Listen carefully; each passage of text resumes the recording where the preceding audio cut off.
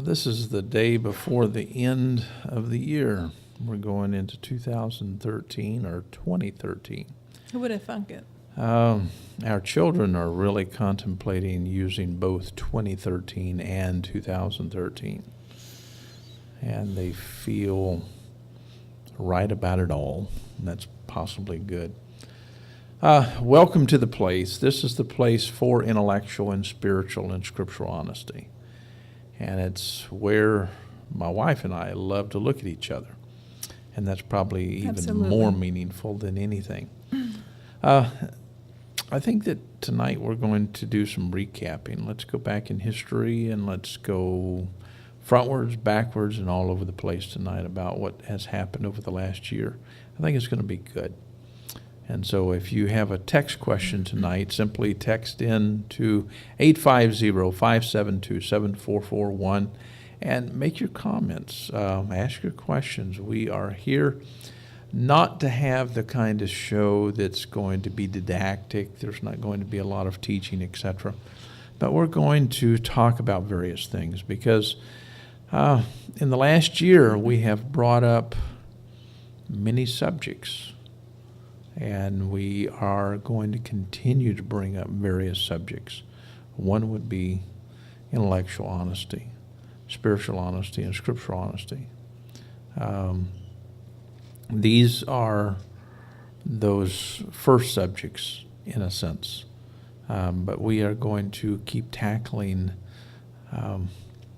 things that I think that need to be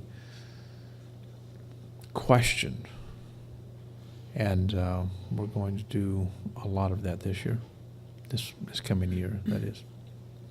You know, a lot of our topics this year, with your teachings, your writings, everyone here at the New Covenant group, the subjects brought up, you know, controversial might be minimizing some of it. They have been. Unfortunately, they shouldn't have been.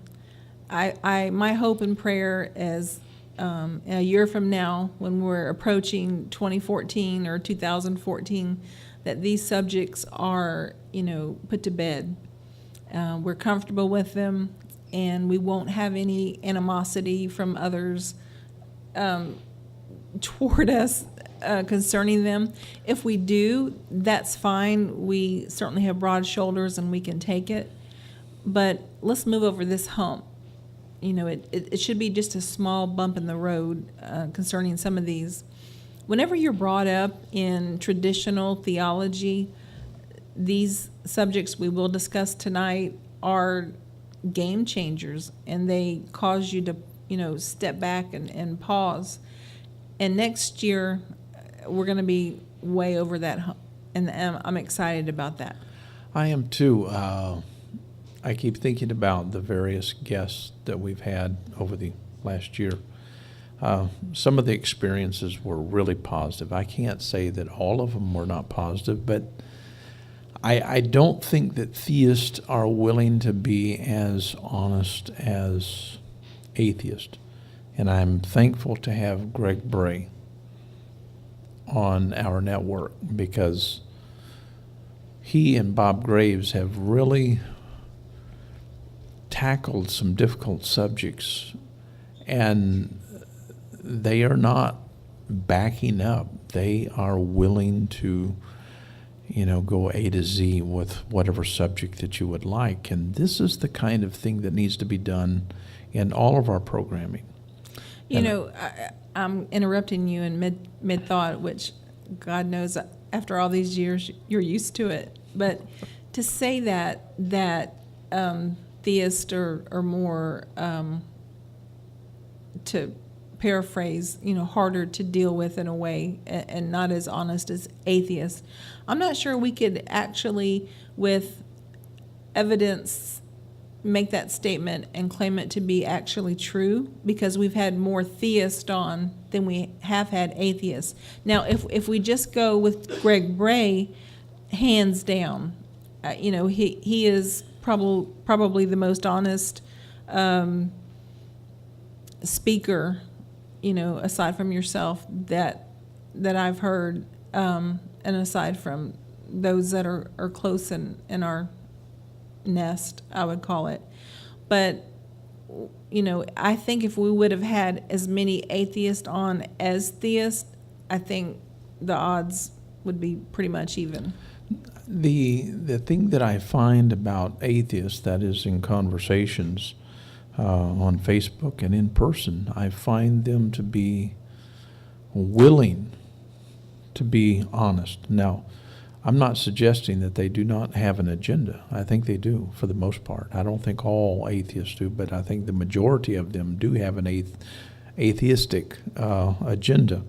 I don't think Greg Bray does, but at least they're willing to talk about theology, and you have to applaud that.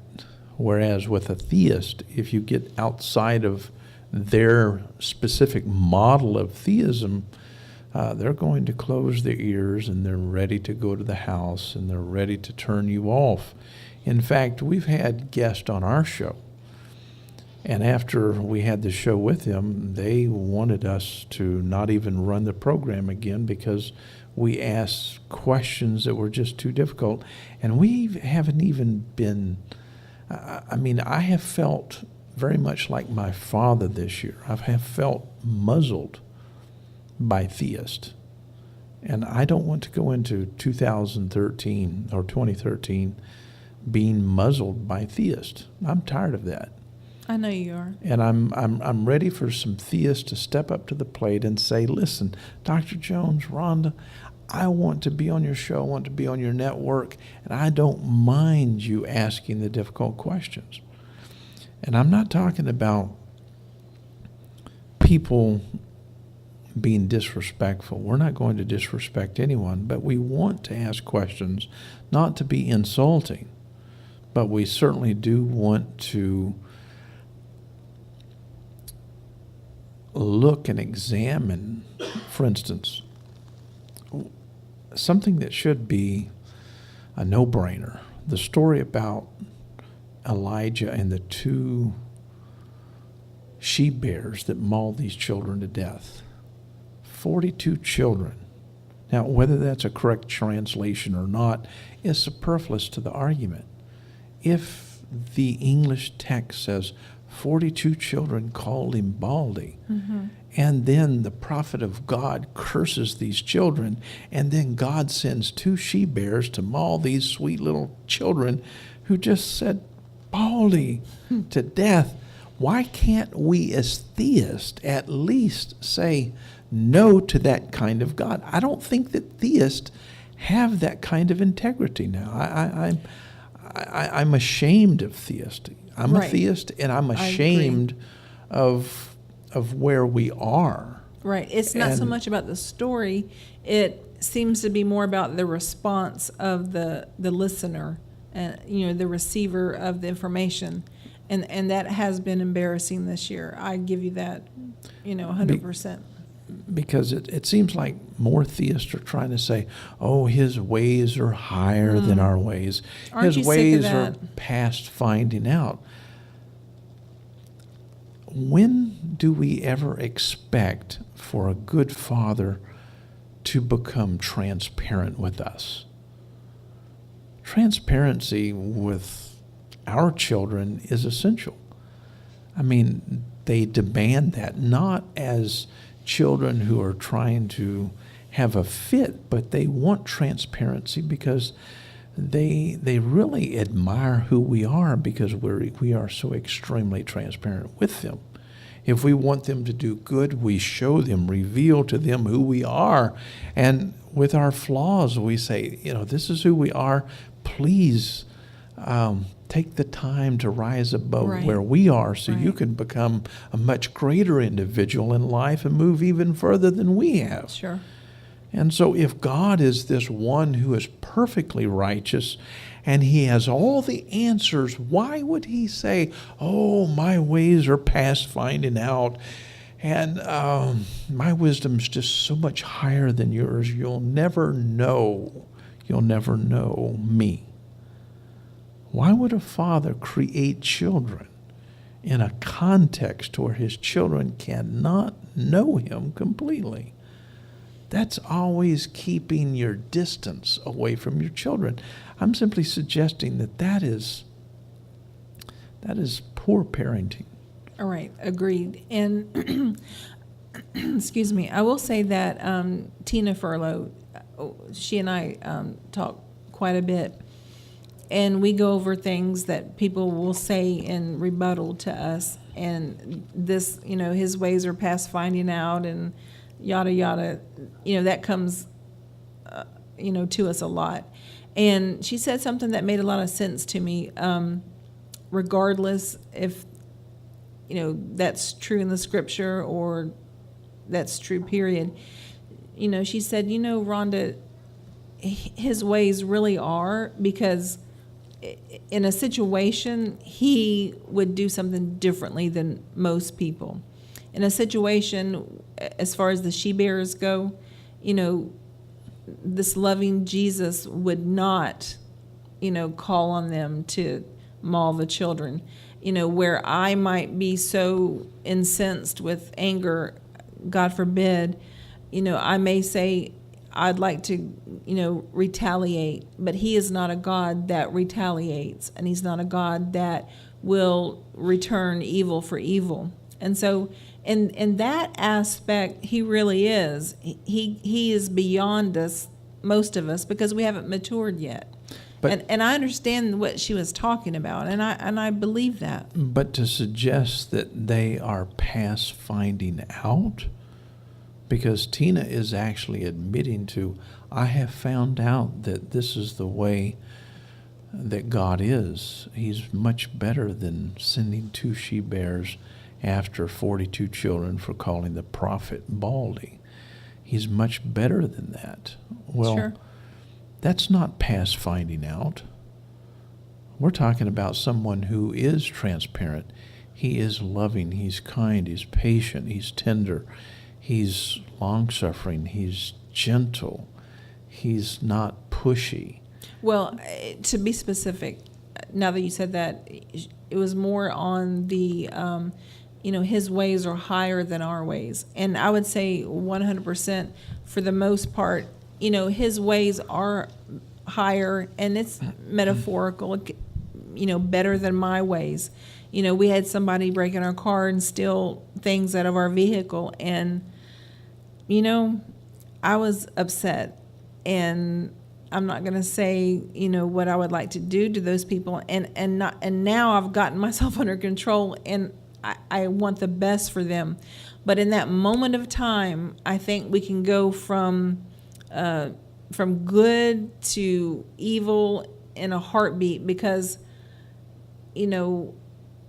I'm human. It sounds like a cop-out, but it's really not. But God doesn't have that moment of indecision, the valley of indecision. He's always, past being the bully. And so she actually, stressed that point, and I can do nothing but applaud her there. Your point about God being past finding out, he certainly revealed himself. He made himself known to us. He wants us to know him.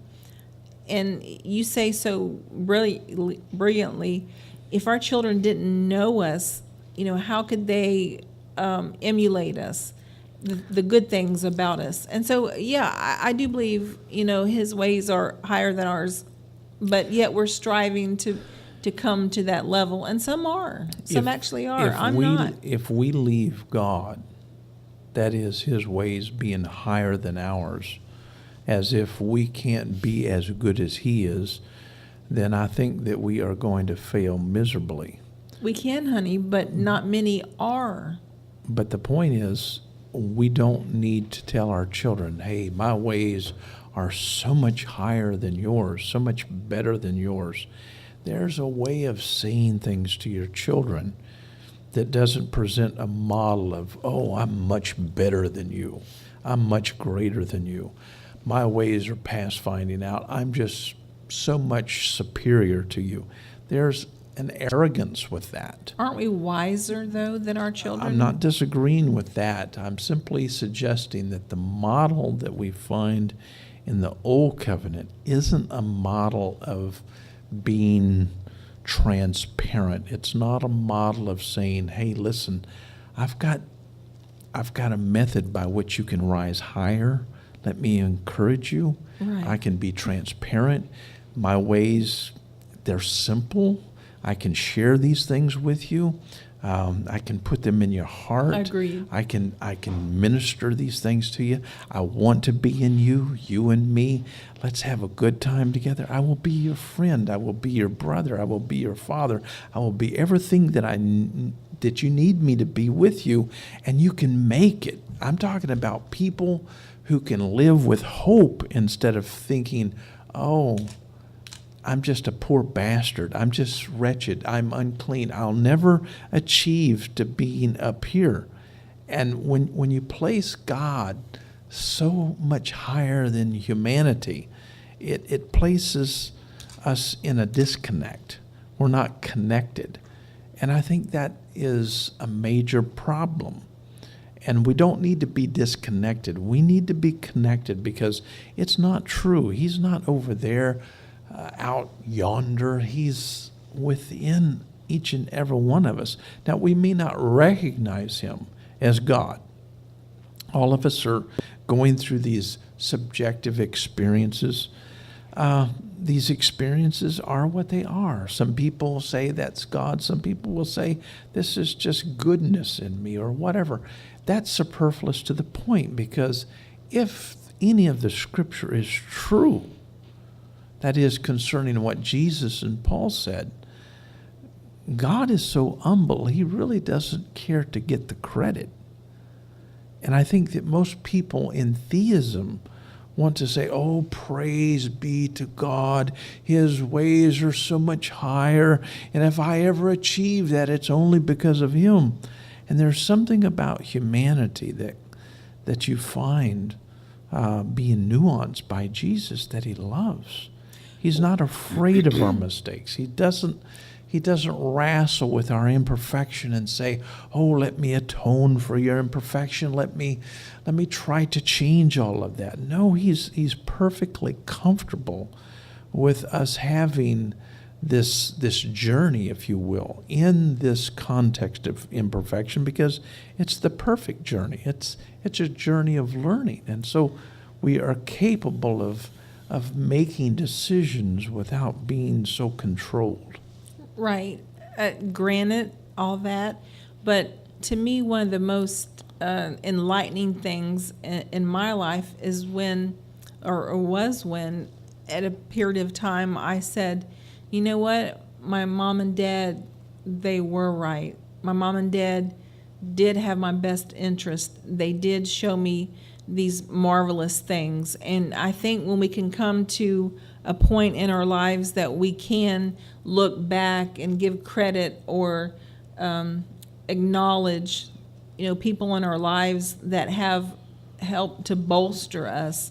And I think that's very important to do with God. So we're going to have to come to some cognitive knowledge of, God is the one that has brought me thus far. My mom and dad, regardless of what they believe now, they did teach me some major things. I thought they were stupid at a period of time. But now when a child can come to that realization that my parents were right about this and that, that's, to me, a big step in maturity, and also to teach you as another parent to hang in there and press on. And so I think it's good to look back and give credit where credit's due. I agree. I think that parents sometimes can give us some things that are powerful, and I'm talking about not God here, but God in another sense. Well, God as well. I mean, has God taught you anything? I doubt it. Well, I'm joking. God has taught me many things, and I would love to give credit to him. He doesn't want it, but it's important for me. It may not be important for him to get it, but it's important for me to recognize it and say, I didn't get on this journey on my own. I had a lot of help. And it was God, it was this one, it was that one, definitely you. I mean, you've been instrumental in my life from, a time when I was, so young, and my parents, friends, it's important to recognize people that are special in your life. And if we discount God on that, I think we're doing ourselves a disservice. True. We do have a comment. Bob Graves says, or stated, "You guys look great." I mean, and I agree with Bob. And I'm wearing the Canadian tuxedo. Yeah. Denim top and bottom. I like that. Oh, we need to give a shout out to Bob and Lisa on their wedding anniversary. That's true. I think it's 24 years. Great shot, They guys. look like Good they job. just fell in love. That's the exciting thing about Bob and Lisa. I love that. Whenever he said last week about his spouse, about Lisa, he said they love and respect each other. That really struck a chord in my heart. Yeah. Because people can do things in your life that, will cause you to be taken aback. And if you maintain that respect, you're good to go, the way I look at it. And your dad told me something, 30 years ago. If you ever lose respect for somebody, 9 times out of 10, you're dead in the water. And so for them to still have that for each other, I think that's great. And when he posted it on Facebook, he said, here is photographical proof that I did marry a vampire, because she absolutely looks the same from the moment they brought, I guess, Leah, the little baby, home to today. I mean, and we had a Lisa sighting on Bob's show, and Tonight. Absolutely beautiful. And so she is alive and well, and she looks exactly the same. So Bob, you did marry a vampire. And I was going to show some old photos of you and say, this is photographical proof I married a werewolf, because Dr. Jones used to have this like dark mane and dark bushy beard, but times have changed. Yeah. You still look marvelous though, baby. I do come out at night. That's true. There are so many people who have come our way who are so positive. I'm so thankful for Bob and his wife, Lisa. I'm looking forward to what he's getting ready to do with his show, and also on Inspiring Honesty. I mean, tonight, that show was just, in my opinion, one of the most meaningful shows, because we have Greg Bray and Bob going back and forth and really confessing, saying, wow, you have given me the benefits of being more honest. And both of them just going back and forth. And I find that to be just, off the charts. That's part of my spiel that I gave earlier, that when someone comes in our life and they change us, give them credit, say Yes. something, acknowledge it. And I love to do that with God, and I need to do it more so with people. And that's where I fall short. Well, I agree that's true in my life also. Well,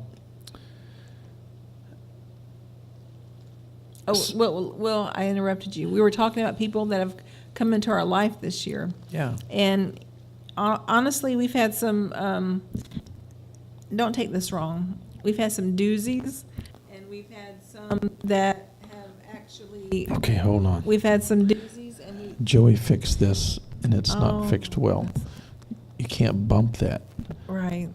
Okay. Okay, well, if it's There you go. going on, I'll try not to bump it again. Just don't touch it. Okay. They forgot to solder it. Well, and the doozies, that's just a crazy word. But that was a crew member that down failed to south. do that. I know. All these microphones, and I get the bum one, but that's all right. The bum one. No Would you problem. like mine? Nope, I'm good.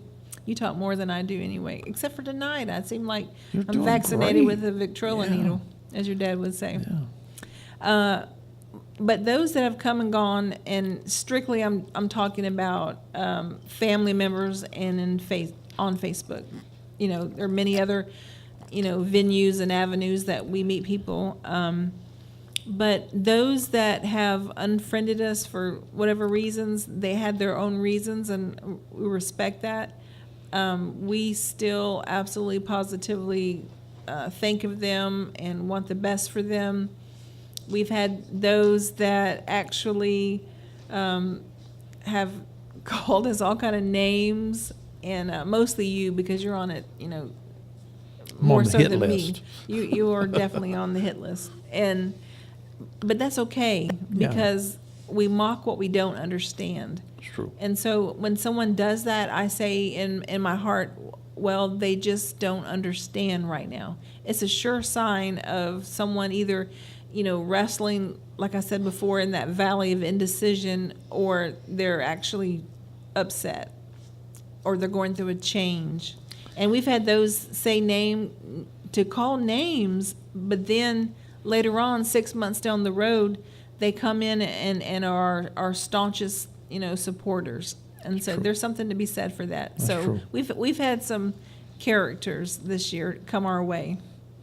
One of the things that I wanted to state today is that leaving religion isn't just about leaving a term or a concept, but it's actually about leaving people. Yes. And this becomes extremely difficult because there are people who actually cripple us, and this makes it difficult. I mean, I can't imagine what it was like back in the days of the first century when those guys had to say, listen, we can't hold on to the theology of our fathers. The theology of our fathers would always say, God is always going to be on our side. He will empower us to fight back, and we're going to kill the Romans in the name of Yahweh. And the disciples had a mission according to Jesus. He said, when you see these things happening, what you need to do is start selling your property. It's going to become worthless, and it's going to be useless to you. He said there won't be one stone left upon another. You need to flee into the mountains and start a new way of life, not a way of life like you've experienced in the past by taking land that wasn't yours, by participating in killing spree after killing spree after killing spree. You need to get past sacrificing animals and human beings thinking that you're doing God a service. You need to get past all of that theology. Life needs to become something more honest than what you've ever had. And so Jesus said, I didn't come to bring peace to Right. you guys who are in this old structured Jerusalem. Right. I came to bring a metaphorical sword, Right. and I'm going to weep, but I'm not going to continue to cry, because some of you guys are so stuck in that theological position, you're going to be mean-spirited enough to want to lead young people right into the same battles that your forefathers fought in, and they kept dying thinking that they were doing God a service. And I'm telling you, it's about time that everything changed. And so young people back in those days had to make a decision. I've got to leave moms, dads, I've got to leave brothers, sisters, whoever. I'm not going to stay in Jerusalem, because if I stay there, they're going to expect me to pick up arms and try to fight the Romans, and this is a senseless and a useless battle. I don't need to stay there. And so I may have to leave those people who I love and go into the mountains and flee into another part of the world and start anew so life can become better. And that's difficult because you can't stay in a religious system, because a religious system will get you to thinking that, yes, Jesus had to die for your sins, and he's the only one who can take away your sins so you can go to heaven because you have to be saved. That kind of insanity will stay with you as long as you stay with those people, and they will leaven you. And this is why Jesus said, beware of the leavening of the Pharisees. They will make you think that their political structure can actually restore old Jerusalem. And so the disciples had a task of trying to be sensible for the first time in their lives. You know, Peter was so wrong. Jesus didn't rebuke him because he was trying to protect him. Peter thought he was trying to protect Jesus. No, they're not going to take you. But what he had in his mind, he was thinking, oh, let's take a military position against these people and we will protect you, Jesus. And Jesus said, get thee behind me, Satan, metaphorically speaking. Let me ask you, if you were in that position that Peter was in, do you think that you would have responded like Peter? With the information that Peter had, you know, what do you think? Just hypothetical.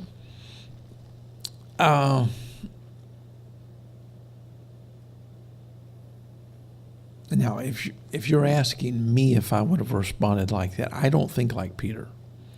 If I would have had the same information that he had, since I'm a different kind of thinker, I think I would have responded differently. I think the potential there was for Peter to respond differently. Some people will say, oh no, these people were hopeless. They couldn't make a right decision because Jesus had to die and atone for their sins before they could do anything right. That's so wrong. See, that is a theology that has been painted for us mostly by people closer to the Calvinist position, because we're totally depraved, incapable of making a decision, and sweet Jesus or God our Father has to make the decision for us. And so if he can, by election, by the means of election, do something for us, then and only then will this grace that we can't resist, it's irresistible, it will do something for us, and it will work up against our will and all of this. I mean, it becomes a factory of crazy people. So then... So yes, I could have made a different decision. So you don't respond emotionally to situations. It's always logically. No, I do respond emotionally. I'm simply saying that I think that Peter could have made a better decision. What about you? You think you would have made a different decision? I think so. Okay. I think I would have probably tried to claw and scratch and did everything I could do to protect Jesus. I mean, I'm just being honest with an emotional response. And I know, we're stereotyping women, how we, respond emotionally and this and that. But you're talking about trying to defend Christ. I think that Jesus was looking for people who were willing to protect him, because Jesus taught Paul, he said, love protects. But Peter wasn't protecting Jesus. Peter was carrying forth his theological position. His theological position was, we need a military-styled, protective mindset. And Jesus was looking for people who would say, you can outthink people. You can use your mind and you can be compassionate. You can talk with the Romans. You can actually say, listen, okay, we took this. It wasn't reasonable and it doesn't belong to us. Let's leave. We can do that. So then they should have stayed in Jerusalem and had peace talks. No. They should have gone to the Romans. They should have done many different things, but they were always they were just antagonizing the Romans. The Romans did not attack Jerusalem because the Jews were not polemic in all of their ways. They were always rubbing the Romans the wrong way. And so the Romans, they got fed up. I'm not applauding the Romans. Right. But I'm certainly not applauding the Jews that kept demanding and demanding and demanding. Sooner or later, that's going to catch up with you. And It gets Jesus old. came and said, I didn't come to bring peace. I'm not in agreement with that. I'm against. In other words, Jesus became their greatest Satan. He opposed. That's the idea of Satan. If I say to a bad system, I'm against that bad system, I'm satanic to that system. So in a sense, Jesus was satanic. And Christians can't wrap their minds around how satanic Christ was. That's why they perceived him to be satanic and wanted him crucified, because he was against their Mosaic system. He was against the cult of Yahweh. He was contesting everything. And so in their minds, they perceived him to be somewhat like Lucifer or some demon of some sort, because he was simply in opposition to. And so the satanic Jesus, thank God for the satanic Jesus, because opposition is good if it's the kind of opposition that Jesus had. His opposition was completely clothed in kindness, patience, long-suffering, not keeping a record of wrongs. The way that one would protect would be to be sensible about how to deal with the situations. But So kind of roll over and let it no, happen. no. Jesus escaped many times out of their hands. That escape could have been easily done day in and day out. But you find none of the apostles attempting to state the kind of rhetoric that needed to be stated in order to place a defense and challenge the Mosaic law and everything that they were about, and not cause the confusion that went on with the Romans. If you study the history of what took place then, not just in the Bible, but in extra-biblical literature, you're going to find that the Jews became extremely polemic because they wanted everything restored back to Jerusalem. They were pressing. They were not being kind or gentle. They were not using their minds. They were not using diplomacy. They were just using just raw power, like pick up the sword, cut the guy's ear off. That was their mentality. Sure. And I'm simply saying that Jesus says that's wrong. Right. And so you've got to get away from your father. If your father is a maniacal father and wants to stay here and say, year after year, son, we're going to slaughter the animals so we can atone for our sins, leave your father. Right. Agreed. If your mother's that way, leave your mother. If you're going to hang around all these crazy people, it's hard to tell the difference between you and the crazy people. That's why I'm saying it's not just about leaving religion. It's actually, and this is painful because these are people you love. This is why Jesus was weeping. This is why it tore into the heart of Paul. These are people I love, and yet I understand if we don't leave this, we're going to die senseless, in a senseless manner. And this is what the whole story of Gehenna is about. The story of Gehenna is not about hell. It's about dying senselessly. And so if I live my life without meaning, and I'm just going to give my life away and die without any reason, any purpose, it's useless. And so I find Jesus and Paul and some of the disciples, most of the disciples went right back into Judaism. And most people can't see this. And this is quite unfortunate. But I think that when we start talking about, and this has been a highly, it's upset a lot of religious people when I talk about atonement. Jesus didn't atone for our sins. I keep stating that he didn't.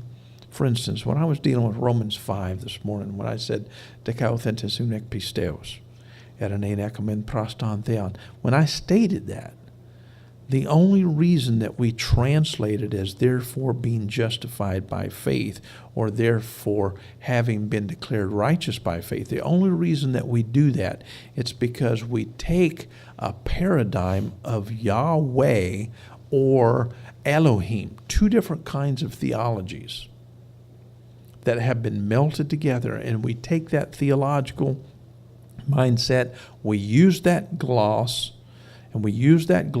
and interpolate that into Romans 5, verse 1. That's the only reason that it reads that way. And this is why people think that a man today needs to be justified by the blood of Jesus. And they think that Jesus is the atoning sacrifice for all of us. And ultimately, all people will be saved according to the universalists. That's crazy. That brings me to two other issues that we have tackled this year, and one being the canon, and actually I'm going to go to more of a broad spectrum, or maybe it's even more precise, but it is our text, what's right with them and what's wrong with them, and are they inerrant? We've tackled that quite well, I believe, and we've got probably some of the most outlandish comments. And when I say outlandish, I mean, bold comments on that. And also another subject is the atoning work of Christ, or lack thereof. Those are two things that we have tackled this year that has brought about much controversy. Well, before we go any further, I think that you need to start reading some of these comments. We're Okay. getting behind. Okay. And so if you want to use my cell phone or... Mine's good. Okay, go for it. Okay. Bob says again, God's ways are higher, but that has nothing to do with being better. Thank you, Bob. That's a good point. William Langell, one of our buddies out in, I believe, in the California way. And by the way, he's a pastor, and we're going to have him on our show. And I'm excited about that. Me too. He has a great heart. And Yes. he's moving forward, and that's the kind of person that we need. I mean, that will Absolutely. change everything. Yeah, being a pastor, sometimes you have to move in like a sloth-like manner, because your people sometimes don't catch up with you, and you don't want to choke them, as Tina says, with something. And so he absolutely positively is doing things in a great way. But William Langell says, we still have too much depravity-based perceptions. Keep up the good work. Well, thank And you. then Tally says, to Bob Graves. So Bob's getting a comment strictly right to him. And this is from Michelle, better known as, we call her Tally. We call her QD sometimes, her YouTube nomiker. And she says, true, it has nothing to do with better. It's just that we're not fully mature yet. And then William comes back and says, we mock what we don't understand. I like the thought. And he also says, to grow, we will have to be wrong. Think about that. That's challenging. That's one of the things that I want to keep emphasizing, and we're going to emphasize tomorrow during our production meeting. When we're wrong, we need to be able to admit that, even on air. When I'm wrong, I need to say, I'm wrong, or I don't know. All right, all you guys out there, when y'all are wrong, did you hear that from Dr. Jones? Y'all need to admit you were wrong. So this year, I commit to saying, I don't know, and I'm wrong. That's fine. the feeling like you have to be right all the time or know everything. It's a lot of stress. It's disingenuous. Well, that's true too. And it's empowering to say, I just don't know, because I can sit up here and of course I'm not the professional, and so it's a little different, but it's so easy for me to say, I don't have a clue. But I understand when you are in a professional position and people are really looking up to you to say, hesitate and stammer and stutter and fumble and whatnot. I can imagine that it is hard to say, but this year is going to be the year of saying wrong. Okay, we have some more. Tally is very vocal tonight. Hey, let's say something about her. She does more good on our YouTube sites for all of our hosts, and we need to give her an applause. I mean, you may not agree with everything that she says, but we're not here in the New Covenant group to say we all agree. We ought to just say, thank God she's around, because she's making a lot of sense. She really does. So we applaud you. Keep up the good work. We do. And another thing that she does, and she does not mind speaking what's on her mind. Yeah, I like this. I like that. Okay, let's see. Talking about leaving Jerusalem, she would choose to stay and suffer and die with her loved ones. Okay, a viewer comment says, I agree with Dr. Jones. Even though Rhonda confesses to having a similar response, her motivations are different from Peter's. She wants to protect someone she loves. She wants to keep a great teacher alive so that he can lead us into a better world. Peter was trying to fight for his general, who he wanted to lead the Jews into conquering the Romans. Once Peter found out that Jesus was the person that Rhonda admires, he denied him. The thing is, when Peter found out that Jesus wasn't this military Messiah, he was looking for Yeshua HaMashiach. In Hebrew, that simply means they were looking for someone who would be this military leader, who would lead them into war, who could actually do what David did in a sense, a man of blood. And people need to understand that. And there's a big difference between the Messiah and the Christ. The Christ is one who lives in us gently and tenderly, one who has compassion, one who will never strike back. This is something that Peter could not wrap his mind around. He wanted to protect Jesus violently, and Jesus rebuked him and said, "Get thee behind me, Satan," not saying that he was actually Satan, using metaphor. He's simply saying, you're going in the wrong direction, Peter. You don't understand. I'm love, and you're not understanding what love does. True. And you're going to deny me, Peter, because you don't understand what love does. When they beat you beyond recognition, you don't strike back, Peter. This is why you're going to deny me. And the church likes to paint Peter, he was just afraid. He was a coward. He wasn't a coward. He proved himself over and over again not to be a coward. He just had something wrong between the ears. That is wrong theology. Right. Yeah. And of course, Jesus had the foreknowledge of the greater picture, the bigger picture, the bigger goal that was coming in. Okay, we have some things we need to get straightened out here. Tally says, I would choose to stay and suffer and die with my loved ones. That's true love, not leaving our loved ones behind to die alone. I can exactly see where she's coming from, but my uncle taught me that a good run is better than a bad stand, and I think that's fantastic advice. But Tally, one thing that was happening here, it was, and I might have done the same thing, but they didn't understand that it really wasn't about a bloodbath, even though it turned into one. It was more about a separation of covenants or a separation of ideals.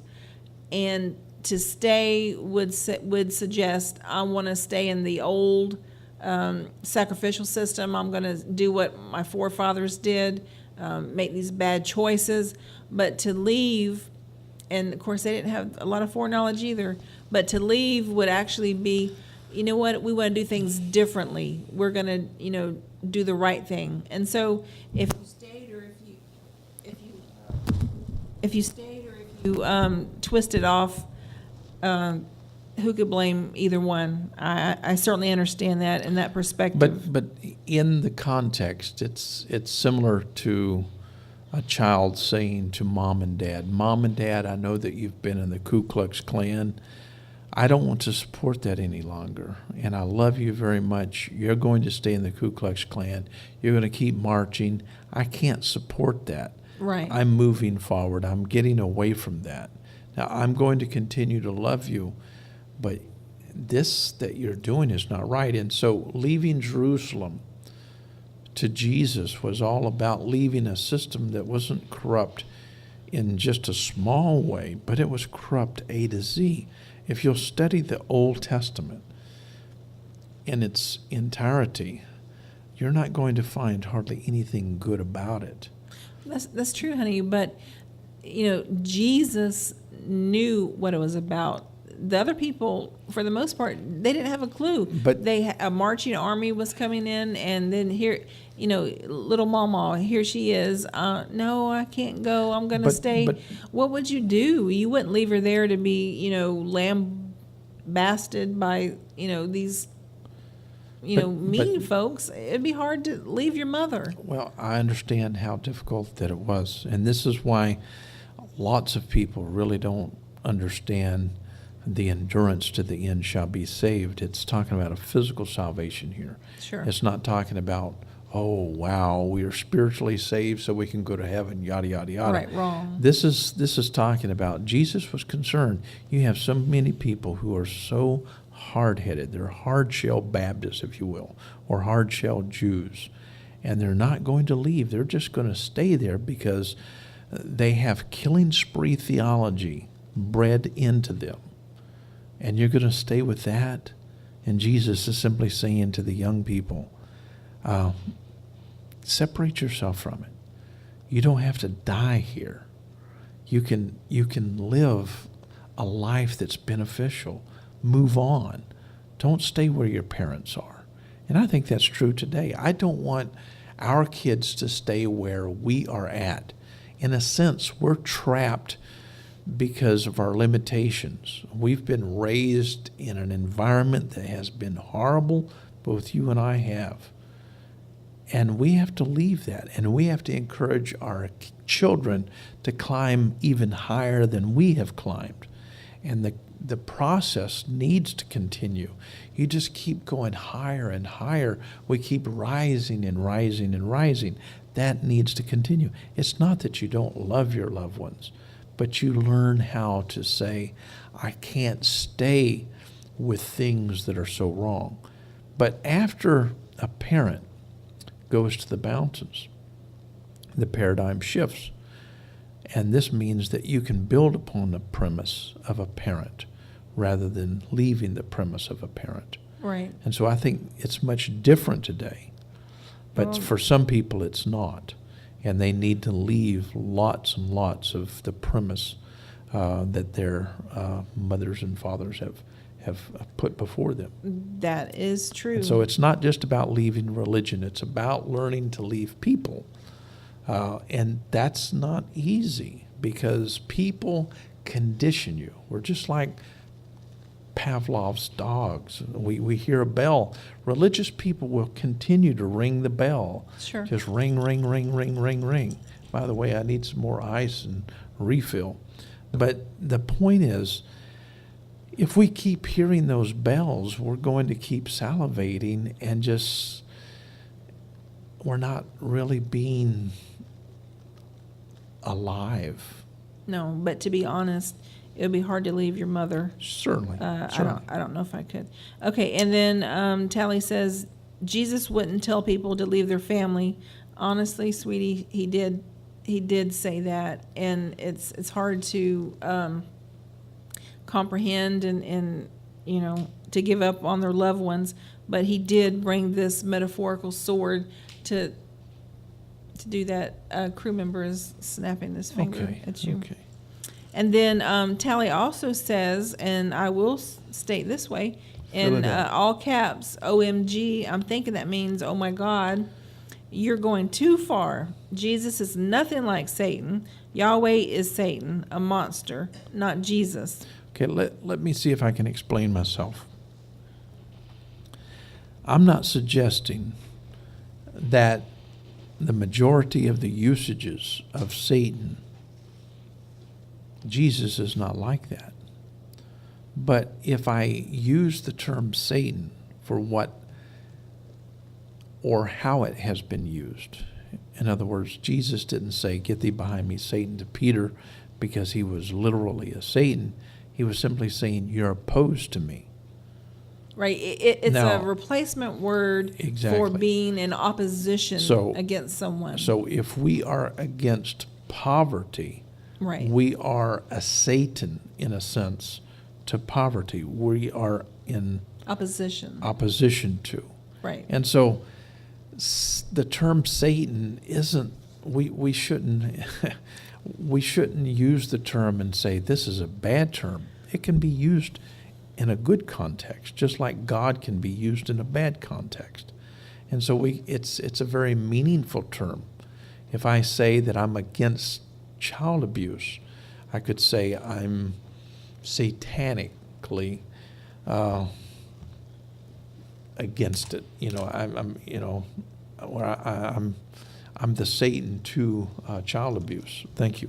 Right. And so it's simply using language and how it works. And sometimes I think that we get so involved in Christianese we don't understand how words work. And I was simply trying to make a point. I'm simply not stating that Jesus is Satan in any sense. No, it fell flat, let's be honest. Well, I'm just saying that it's nice to use language and how it works.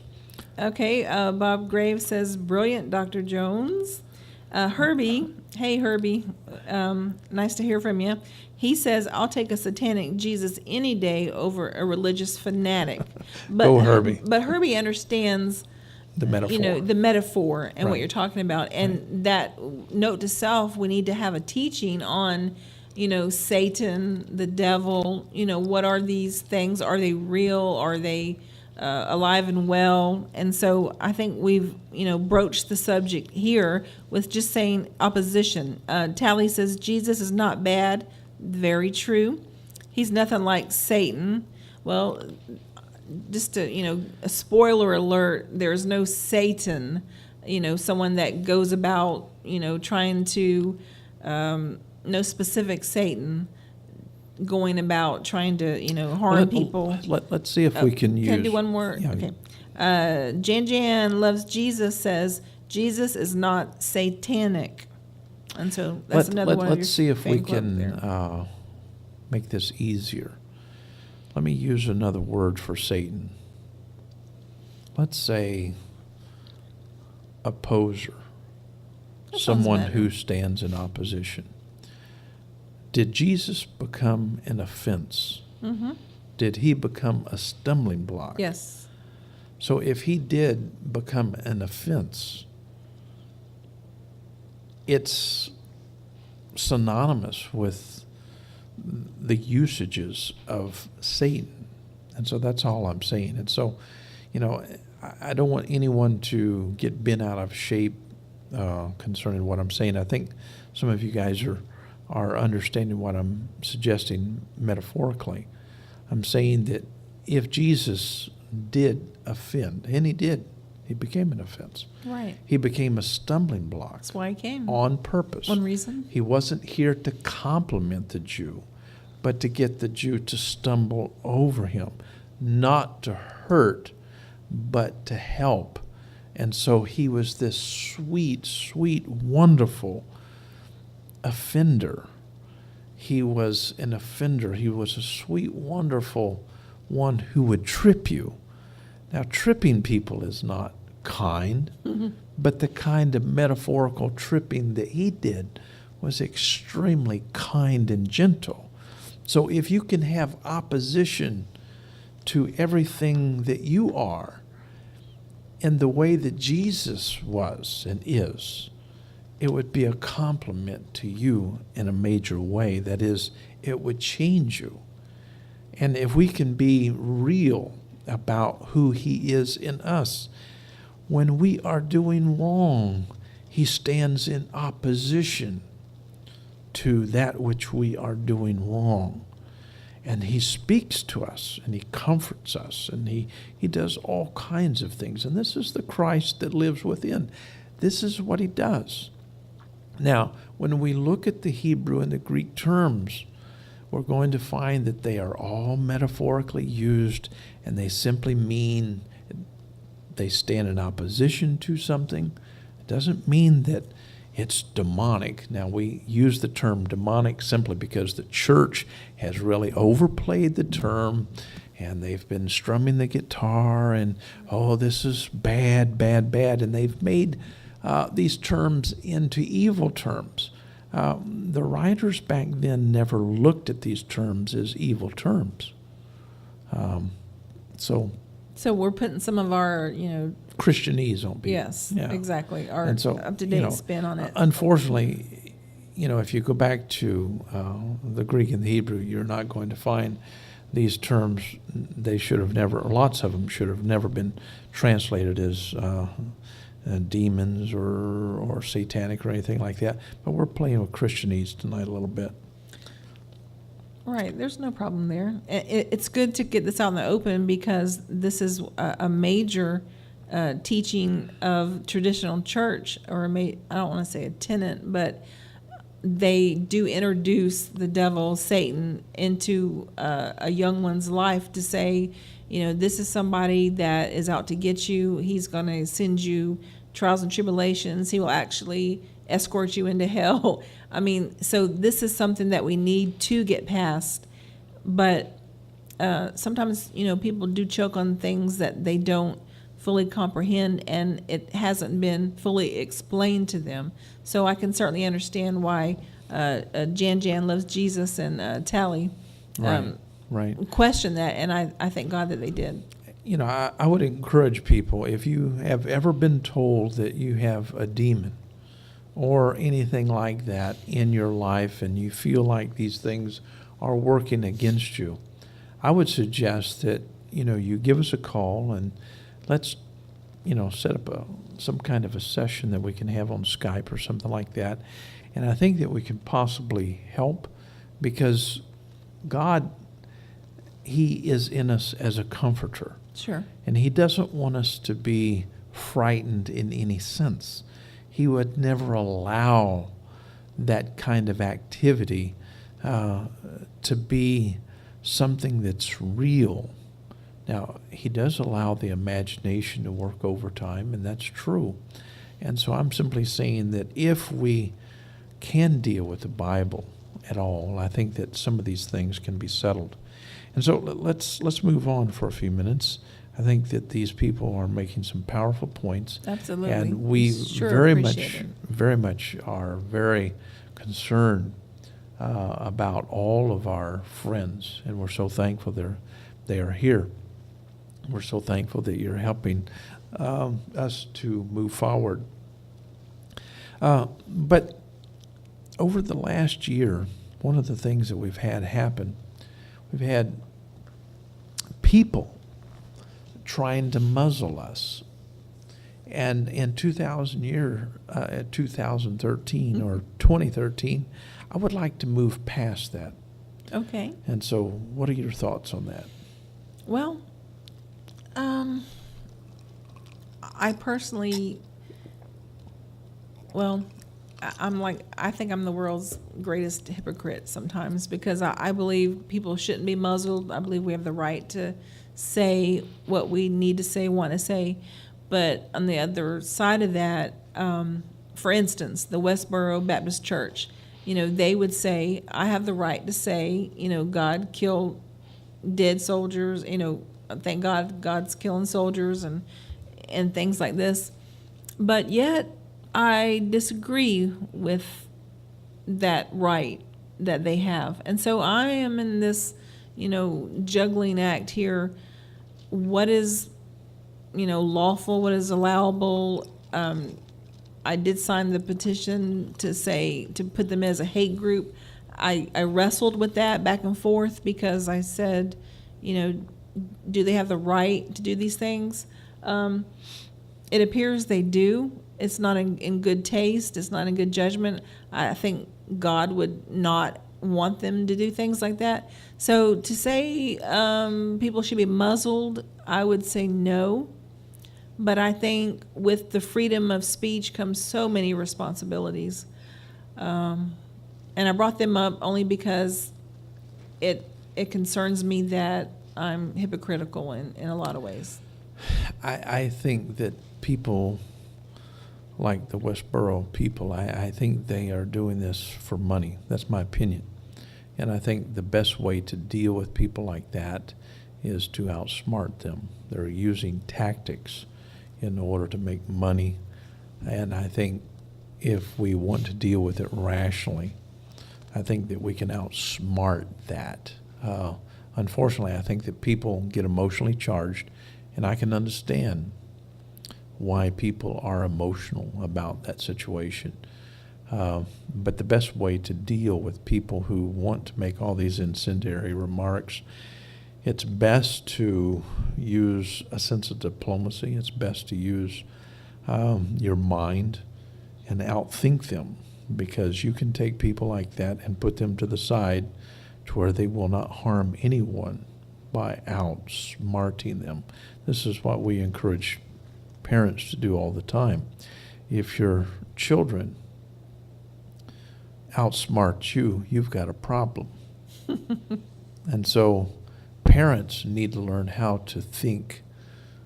Maybe we'll go back to the classical usage. God's thoughts and his ways are higher than ours. You've got to be a step ahead of your kids. And the same thing is true with these people in Westboro. I think that a handful of people could get together and put that to the side quickly. But I just don't think the right people have been chosen to do the job yet. And when that takes place, I don't think that I think they will be ashamed of themselves. Those are my thoughts. Right. But, well, according to you specifically, being muzzled, we've talked about that a lot. Today's environment, we shouldn't have anyone be muzzled. We have so many venues to state opinions, if that's what they are, or actually facts. So, I guess, don't be muzzled. I guess the thing that I'm afraid of, if we have people who we do high maintenance on, and we have people who call all the time and they're just high maintenance. And we've done this for years, decades. And some people are still at the same place they were 20 years ago. And that's not fair to some people who are like Jesus claimed. The fields are ripe. There are a lot of people out there who are ready to move forward.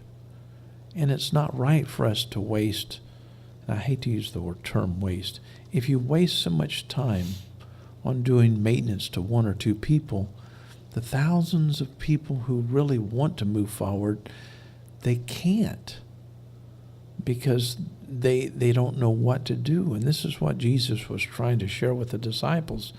You've got a field that's ready to be harvested. Why not pay attention to that? Don't let these people who are high maintenance distract you from what you can do. You can go far.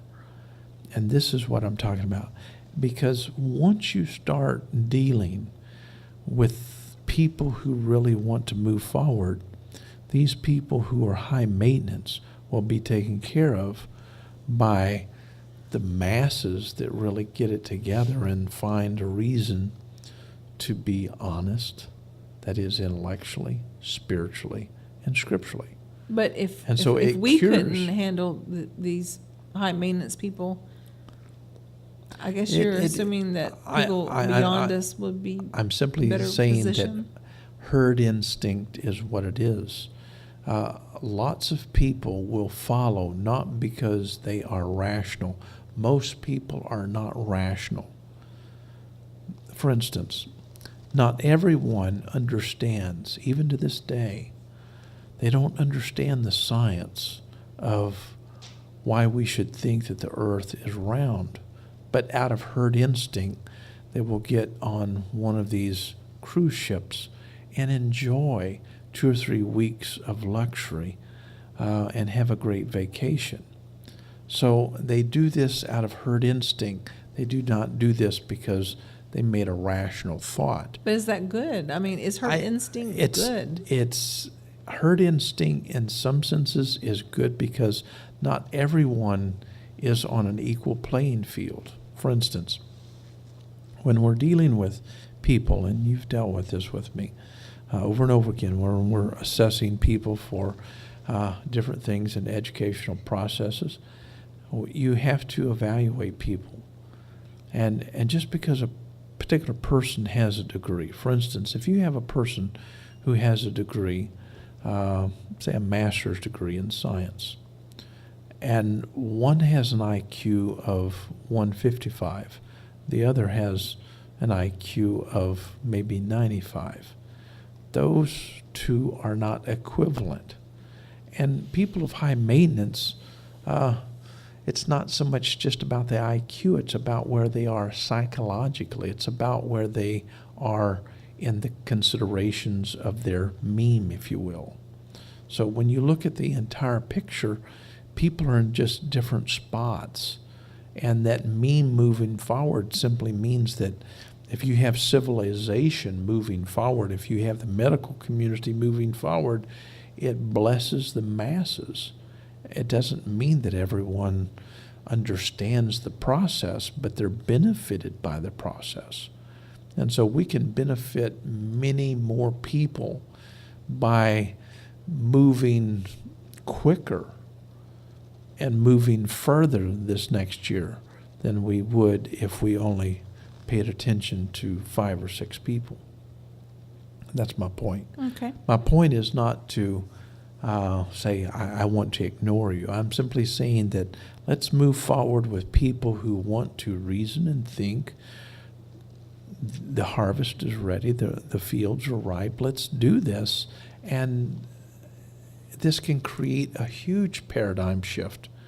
And when the huge paradigm does shift, then you're going to find people being fed, clothed.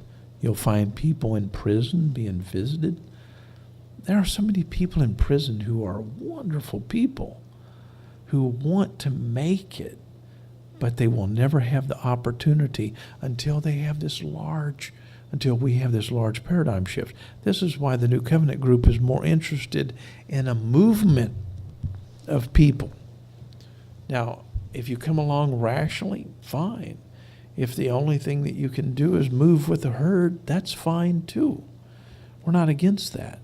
Some people will never be able to reason like Bob Graves. Bob Graves, he's a genius. He's an anomaly. Oh, yeah, he's wonderful. Same thing is true with Greg Bray and others. But everyone doesn't need to feel like they need to be another Bob Graves. He's unique, but so is the person who digs ditches every day. They are equally as important. Yeah. And I don't know how many times I've learned things from just common people. They really make it happen for me. And this is why life becomes great. And I don't know. I just think that's the best direction for this next year. Well, that's where we're going. We will not be muzzled. But you said that this year too, so. Well, I said I will be less muzzled, and I'm going to come out swinging in this sense, not harmfully, but No. I'm tired of the church being in control of people's minds. Right. Agreed. And unless someone steps up to the plate and challenges their academics, challenges their system,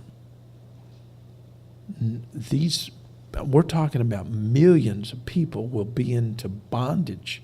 That is, in the religious system. The church needs to be challenged. Every religion needs to be challenged. And this needs to happen in our lifetime. It will set people free. So you're going from, you're going to challenge from atheist to Buddhist then. True. Wow. Now, he will not be muzzled. Okay, let me read this comment. This is from Joey. I know a demon. His name is Matt. He is the abomination that causes desolation that Jesus prophesied about.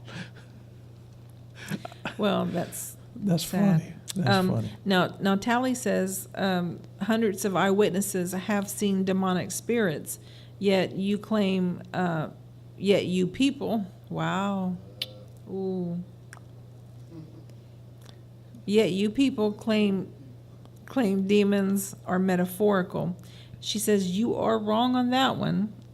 They nearly killed me once. Well, I certainly hate you've gone through such an experience, but I would love to have you on our show to talk about that. Right. And absolutely. We would also love to talk with you on Skype and maybe have a conversation. Absolutely. Yeah, We'd love to hear wonderful. about that. You're such a wonderful person. William says to Tally, you are right. Nothing can make one think Jesus was anything but love. And that's true. Yeah. And to reinforce what we're saying about the term, and please always remember this, and Dr. Jones says this a lot, words have usage in different sentences and paragraphs, and they don't have one meaning. And so when we say satanic, we're talking about what people claim as the oppressor. And Jesus certainly, or opposer, he certainly opposed the law. He opposed many things. He opposed practices and these rules and regulations. And so that cannot be disputed. Okay. But and it is true, William and Tally, you both know that Jesus is nothing but love. That's true. Epitome of love. Jesus is completely love, without question. Here's the point. Do people today use the term bad for good? Yes, they do. What people do all the time is they will say, boy, that's a bad car. In other words, that's a great car. They use that. And so when you take Jesus, who is completely love, how did the Jews view his love? As something good? That they didn't put him on the cross because they thought he was good. They put him on the cross because they thought he was cursed of God. In other words, they claimed that he was demonic. And so to them, he was a demon. And so I'm saying their perception of him, because he was against their hatred. Love is against hatred. Love says, no, don't be that way. Be kind. Don't be that way. Be patient. Don't keep a record of wrongs. That's what love says. And so the perception of those who are so filled full of hate, to them, Jesus is this one who is cursed of God and demonic. And so what I'm suggesting to those people who are trapped, Jesus is or did or became that offense, not to hurt them, but, and please understand this, anytime that you walk into a situation where you have a man abusing a woman and you try to help them, they will feel as if you're trying to hurt them. And they may curse you like they cursed Jesus. They may spit on you like they did Jesus. And to a certain extent, they're going to feel like you are demonic to them. And that's simply the usage that I'm talking about tonight. And so is Jesus demonic to me? No, not at all. Do I believe that Jesus is demonic? No. Do I think that Jesus was demonic in the sense to other people, how they reacted to him? Certainly. And so it's simply the way that we need to learn how words are used. Right. Yeah. And sometimes we need to think, unless someone has had a thorough, foundation of terms and things, maybe we don't use a term as frivolous. Not that you did. Now, can I read this one here? Sure. Bob Graves says, the church needs to be challenged by theists. Right. I applaud that. I Absolutely. mean, that is so true. Yeah. Also, William says this, and this makes a lot of sense. He says, as a Jewish father during World War II, I would have demanded they leave if I knew what was to happen. And obviously Jesus did, and he was giving them such a heads up, to leave. But someone telling us to leave and then leaving behind your 80-year-old mother, that's hard. That's true. It's really hard. True. And William, thank you so much for stating that Jesus, he can't be thought of as any other than just love. I completely agree with that, and hopefully you can understand what I'm trying to nuance tonight. All right, I think viewer that you comment from Plasma 68. Is there life after death? An emphatic yes. Emphatic yes. Not yes, emphatic yes. Actually, if you think, death, which is the act of dying physically, I just believe it's not really a death. And you have an eloquent way of saying it. We die, but we're not dead. I think that we really are not understanding what Paul is stating. I'm not suggesting that the ancients were completely right. I'm simply saying that there is something beyond. There's something beyond this life. And I think that the Apostle Paul was right. I don't think that the Apostle Paul wanted to talk about streets of gold and a big mansion over the hilltop. I think that he was more interested in talking about something that's meaningful, and that's having a Father who loves us, a Father who has this love that lasts forever. We're talking about a connection that's larger than this atomic structure that we talk about. Science today talks a lot, makes a lot of noise about atoms. But ATOMS. That's true. And there's a lot more to the discussion or the conversation than just what is atomic. And when we start thinking about that, normally we like to reduce everything to, everything that's structured in atoms. But can you contemplate something that's beyond that? And I like what Bob stated about that. He put together, I think, something in the context of geometry one time, and he said, dimensionally, this doesn't make sense. And that's true, because there are disconnections that you can't compare. They're not apples and apples. And it would not be logical to attempt to compare these particulars in an apples-to-apples discussion. However, the Apostle Paul did talk about life, not as we know it like we are now, but he talked about this. He said to be absent from this body. Those are powerful words. To be absent from this body is to be present actually with the Lord or the Father. And that's powerful. And I'd like to do a teaching on that with a marker board, because I would like to demonstrate what that actually means in the Greek. Because the English is extremely vague, wooden, awkward, and all of that. And let's save that for a teaching. That would be good to do. But yes, there is life after death, and it continues, and it gets much better and much better. Is it corrective? I would think so. Do I know everything about it? No. Do I have some ideas that I think that I have a basis for? Yeah.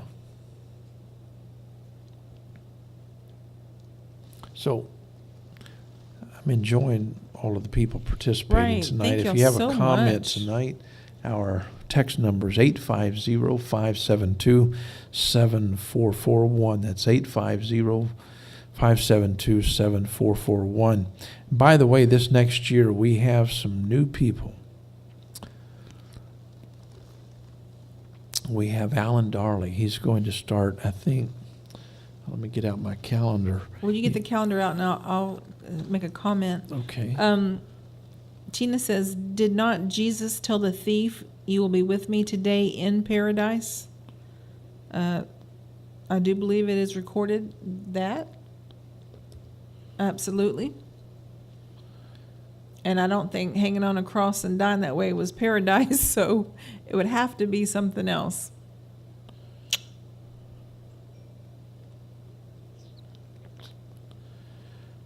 Okay, that's 2012, 2013. Okay, Alan Darley he's scheduled to be on at, I think it's 10 a.m. Central Standard Time.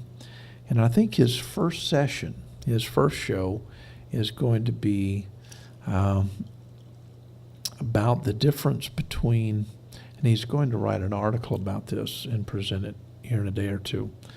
But it's going to be between the difference between human beings and, let's say, computers.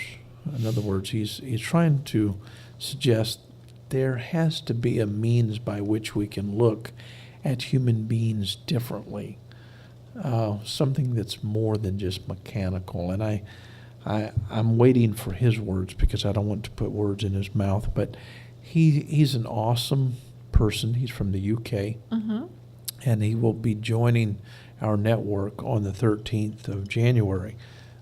Jim and Heather Palmer will be joining our network on the 27th of January, and we're so thankful to have them. Jim is an author of various books, and Heather, she doesn't come behind. She has powerful things to say, and we're thankful to have those coming our way on our network. I'm looking forward to that. And Bob has some things in store this coming year that's going to be exciting. He's going to challenge some things that I wish I could let the cat out of the bag.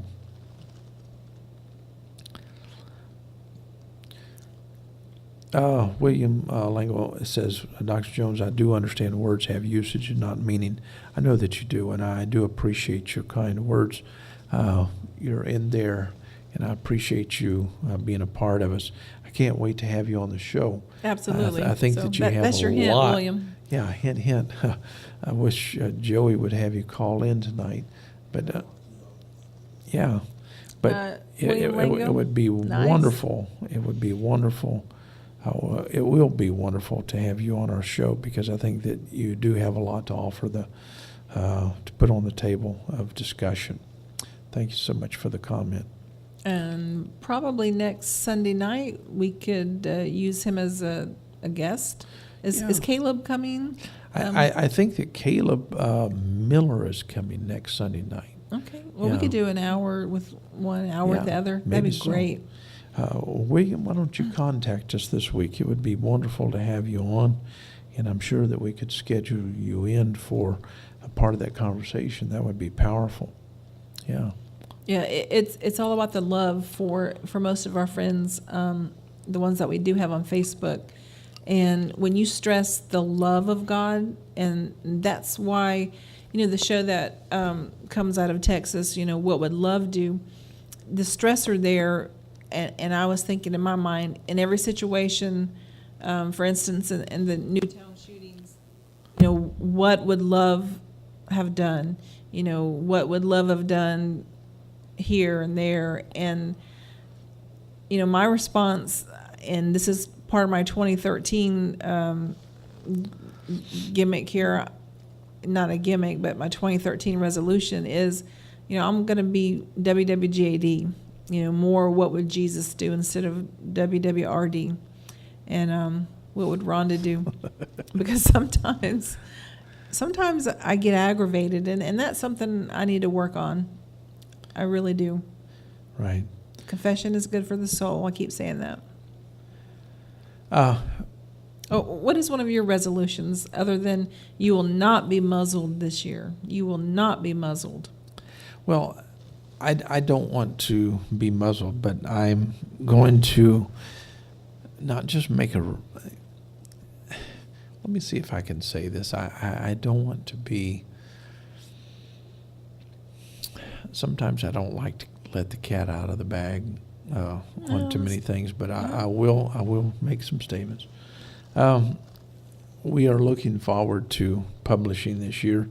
We will be publishing a couple of different works this year. I know that many of you guys have been asking and looking forward to it, and so we are looking forward to doing that. And so this year is going to be a wonderful year, that is, of publishing. But this year, I don't want to just not be muzzled, but I would like to be able to really present more linguistic sense to our audience, because I feel like I have been not spending enough time on that. Now, I want people to think for a moment. If people can approach the Scripture honestly for what it is and start working with paradigms that are language smart rather than working with the paradigms that we received from the gloss system that we borrowed or interpolated from an oral transmission of Yahweh and Elohim theology, that to me would be extremely meaningful to everyone. Because once that's done, a replacement of gloss, understanding something more in a fluency model of the New Testament, so people can actually say, I can look at this and I can think about it in a language smart way. That would make me feel wonderful if people would endure it. Now, it takes, what you would call some boring teaching from time to time, but I wish that we could get just a handful of people who would commit to those, just a time slot of about 30 or 40 minutes to where we could really get into it. And, during the week, they could listen to it in the archives, and it would help them. I think it would do a world of good. All right, moving on. Moving on. There I'm just you go. joking. I think you're exactly right.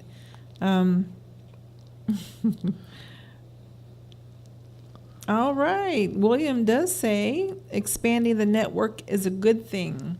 Absolutely. And having William on our show is a good thing, to coin Martha Stewart. That's true. Her phrases.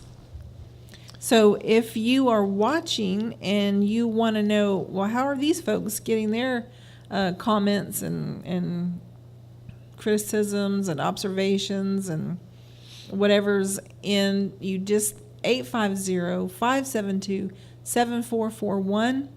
That will get you right to the horse's mouth here. And you can also chat on our Ustream chat, send a Facebook message at Kaine Diatheke. Also, you can email us at info@newcovenantgroup.com. There are many, many ways that you can get a hold of us. And so we would love to repeat, to answer to the best of our ability, and to let everyone know what you're thinking. If you want us to use your name, then put your name there. If you don't, you can put anonymous. If you know how to spell it. If you don't, just put anon. There you go. Well, let's talk about another subject this year that we have tackled that has brought a little bit of consternation, and that is the atoning work of Christ that the church, I don't want to use the word peddle because I don't want to make light of it. That's what they know. And so, when you know better, you do better. So let's talk about that a little bit. The atoning work of Christ. Here's the unfortunate thing. If you go to, for instance, 1 John, you're going to find that some reads have, he's not just the propitiation of some people, but all. Mm-hmm. And some people would say, oh, thank God, this is universal salvation. Unfortunately, when you read that particular document, what you're dealing with something that's extremely synthetic.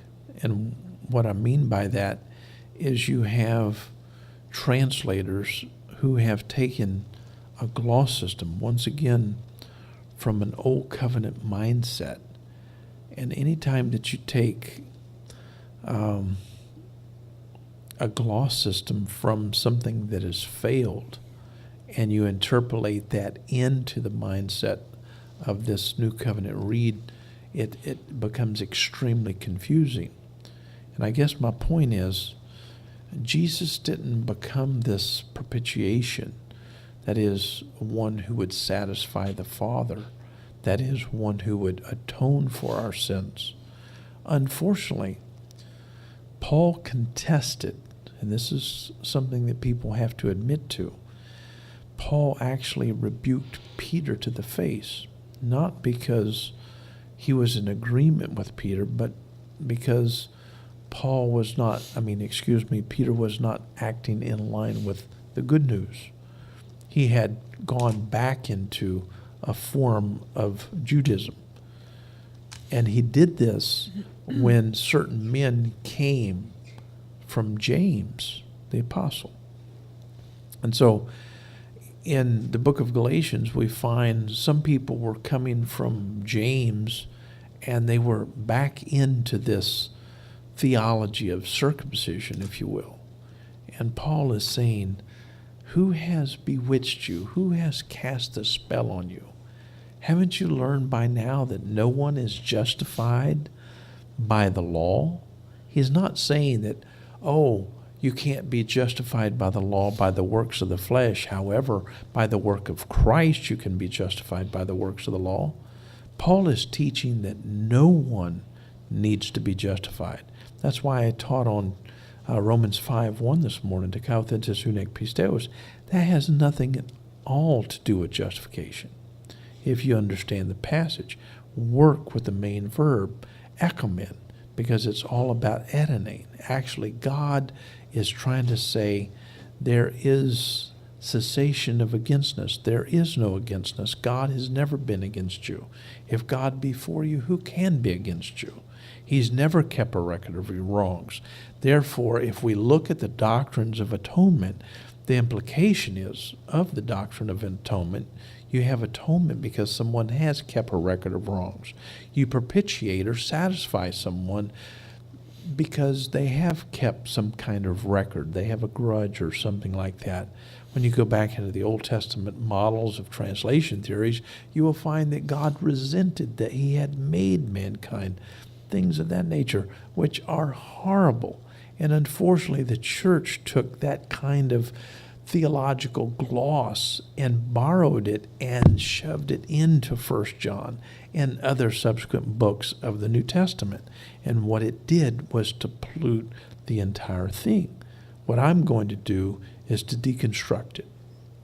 And I want to show how foolish it has been and what a lie it has been. And so my point is to unchurch people's minds. We've got to get past Christianese. If we don't leave Christianese, we're not going to be able to be sober-minded enough to realize what Jesus was saying. And so atoning, or the atonement mindset, is the theology of the ancients, something that they borrowed from the pagans. And Jesus didn't come along to say, hey, listen, the pagans knew this before the Jews did, and I'm here to fulfill what the pagans or what the Jews plagiarized from the pagans. That doesn't make sense. And so I'm trying to be very, very honest and critical about what the text actually says. I'm not suggesting that all of the writers agree with each other. The church says that they all agree with each other. I'm simply saying that the writers do not agree with each other in various points. Their conclusions are not the same. Therefore, we can't look at this as a canon that's in concert with itself. We have to look at each work individually and conclude, do I agree with this or not? And so once we become honest about the text, we will start separating.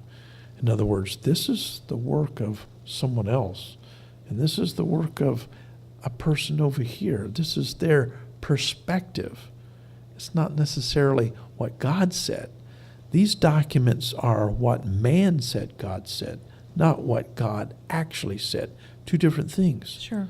And so if we can simply be honest enough to say, well, this is what man said God said, not actually what God actually said, then we can start moving forward. Without that, we move nowhere. Okay, Dr. Jones, can you give us a little teaser about what we could expect in the coming year, 2013, concerning some general topics that you want to teach on? Wow. Where are you going? I know you hate to let the cat out of the bag, and you know, but sometimes you like to give us just these little nuggets, something to look forward to. I'm going to give people every reason to fight the good fight of faith. And what that means is to do it in the most loving and compassionate way. I'm talking about giving people a reason to save Jesus, not the Christ within, but to save actually what the Christ actually said, because people have polluted his words. We can't pollute his work that's inside of us. We can quench it. We can quench it by taking what the church said he said and taking that Bible and actually quenching the very work in us. We're not comfortable today because we've taken the Bible and we've used it, and the Bible has been mistranslated in such a horrible way. It actually quenches the very work of God in our lives. And this is why people are unproductive. This is why people are not moving forward. This is why people are stuck in their beliefs. And I'm wanting people to get out of fixed beliefs. And I'm going to give them a reason to. We're going to save Jesus. What that means is we're going to save sweet Jesus. That is, in what he said, and give people a sense of who he really is, not just in the text, but in them, so they can realize, wow, the church was so wrong. I've got every reason to say what God is speaking to me is just as efficient and authentic as what God or Jesus was speaking to the Apostle Paul. And so that's just part of what I'm going to do. But I'm going to do everything that I can to give people a more reasonable idea of who Christ was and is. And I think not just theists need this. I think that atheists are looking for a reasonable argument about the real Christ. I think that we have too much mythology about Jesus. And so I'm going to take out the myth and have the real Jesus stand up. That sounds great. Sounds promising. Well, and I'm I hope excited. everyone's looking forward to it. Yeah. Um, And I'm not going to do this alone. I know that Bob's going to get involved in it too. well, I don't know. After this last comment, Bob said at one mint, not atonement. That scares me. I know he's joking, but No, he's making there is a it's a joke. concept. Well, I understand, but there is a concept at one minute. It's a play on words. It's saying, let's not think about atonement. Let's just say, what Jesus did 2,000 years ago, he brought us all together. But it's not like we were not all together all the time.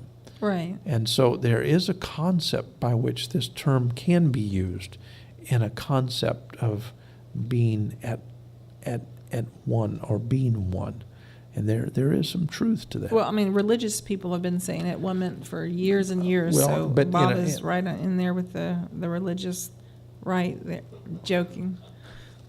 Boy, I tell you what, Bob, you're gonna have to get after. Going She back likes to into play. the fundamental. Now, William, a man after our own hearts, he would never put a cat in a bag. When I said let the cat out of the bag, and that's great. A hat maybe. That's cute. Tally, she says you can't quench the work of God. God never fails us.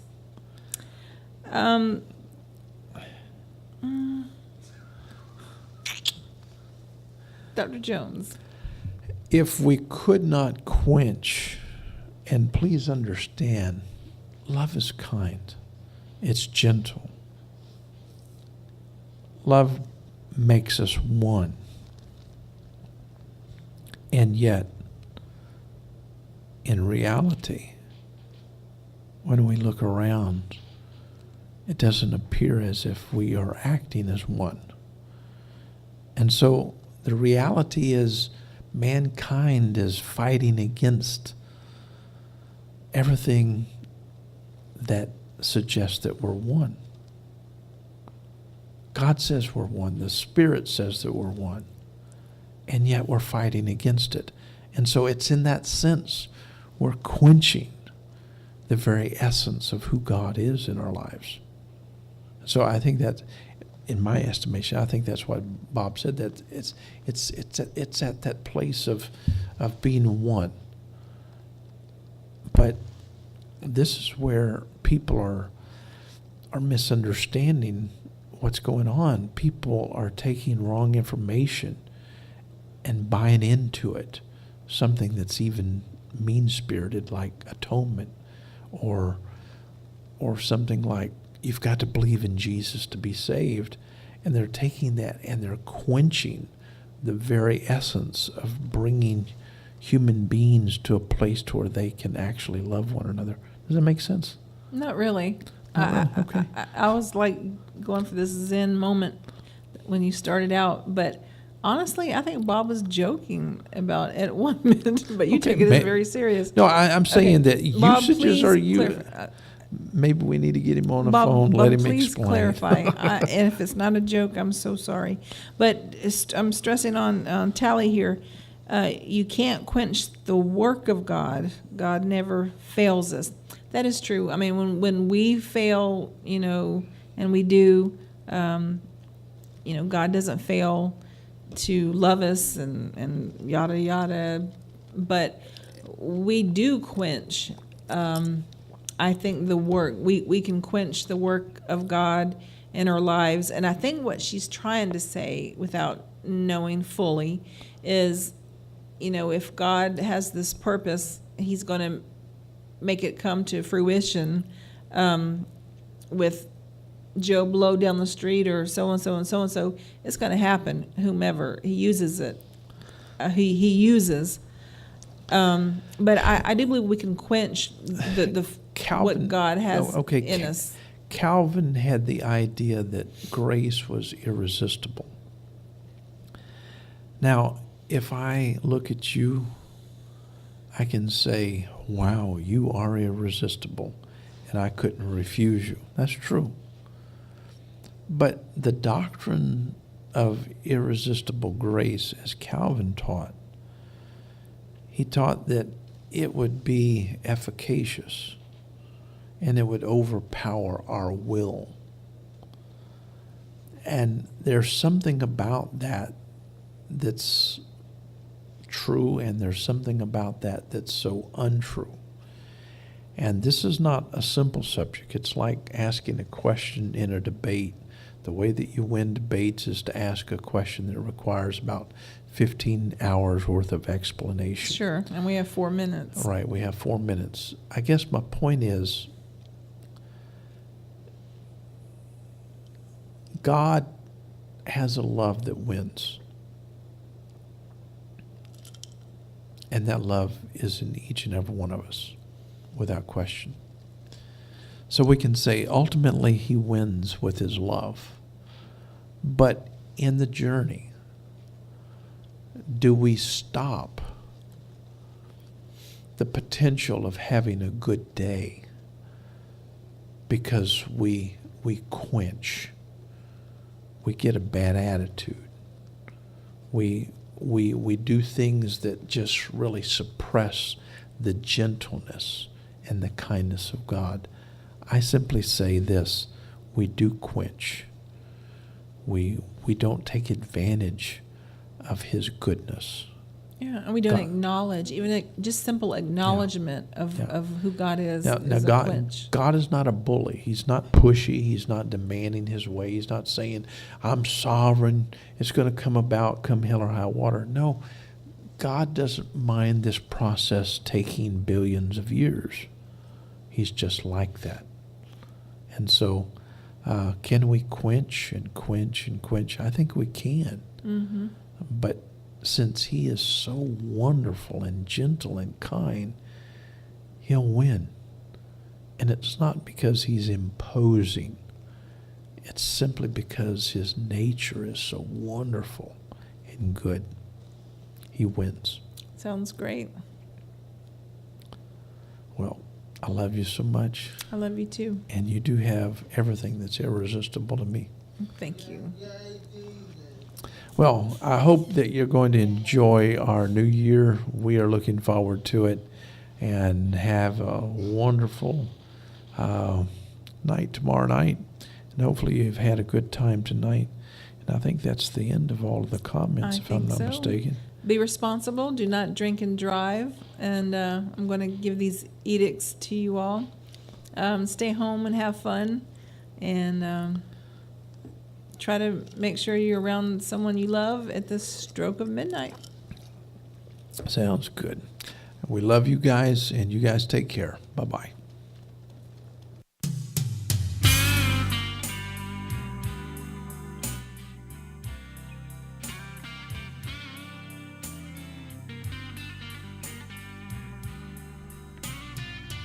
Ladies and gentlemen, good evening, and we hope you have a happy new year. We will see you in 2013. We love you.